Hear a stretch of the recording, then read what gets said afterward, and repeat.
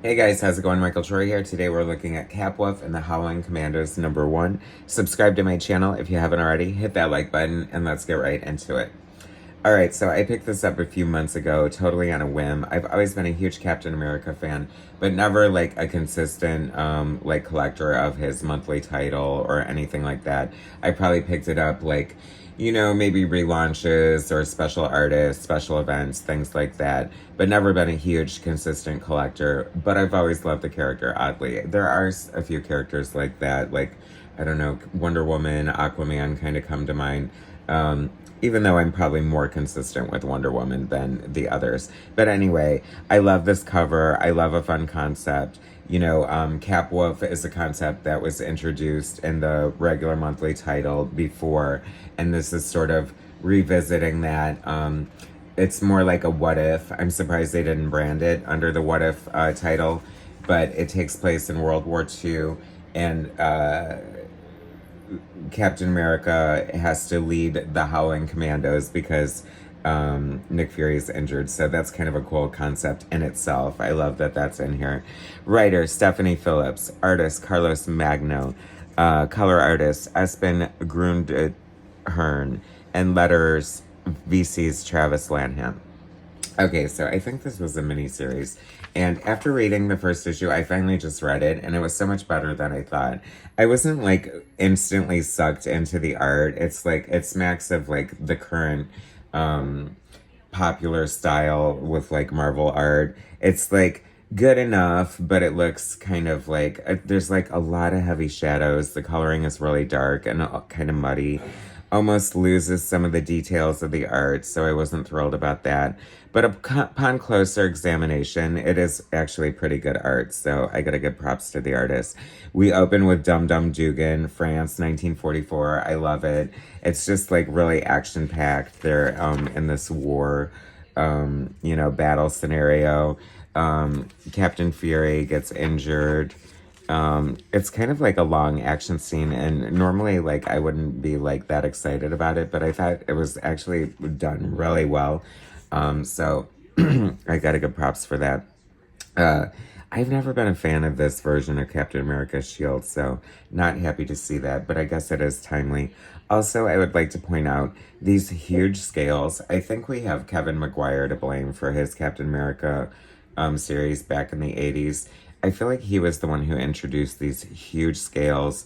John Cassidy kind of ran with it in his Captain America relaunch. I'm a fan of the smaller scales. I don't know, it just looks weird to me, and it seems like kind of a nightmare to draw. It's also interesting, like I said, like very telling of the sort of style of art these days. Like, this is like a money shot, but if this was like 90s image era, this would be like a 2-page spread exploding across this page.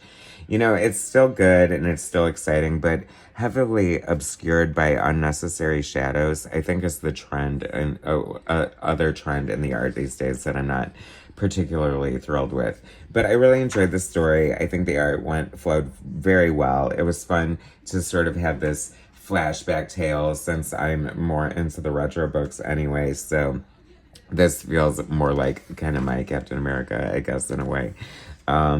But, it's kind of a straightforward story. They have this mission in World War II, the Howling Commandos. Fury is, injured, but the show must go on, and he says Cap has to fill in on the mission. I love the interaction between Cap and the Howling Commandos because they're kind of a ragtag bunch of ruffians, and Cap is, Mr. Goody Two-Shoes. He's always had that reputation, and I always felt it was kind of unwarranted. So it's kind of nice to see it actually play out in real time, per se. Like, he's telling them, like, we don't use curse words on my missions, and I just thought that was, like, really hilarious. Like, the ultimate goody two-shoes Boy Scout, and I just love that was in there. So then we have this chick over here, this side story. She's working on this, clearly spoilers from the cover. I mean, we're building up to the Cap Wolf situation, so she's working with the Nazis and creating spells and doing, bad guy shenanigans or whatever. So then they're on this mission, and then they encounter these wolves, and they're like, these are like no wolves I've ever seen before, blah, blah, blah. So they fight the wolves, and of course, Captain America gets scratched, and you know it's over after that, right? I was a little disappointed. I was like, oh my gosh, you know, this should be like Cap Wolf the whole time, like what's happening? So obviously we're building up to Cap Wolf, and I have to say, you know, the transformation happened sooner than I expected. It did actually happen in the book, so I was very excited about that.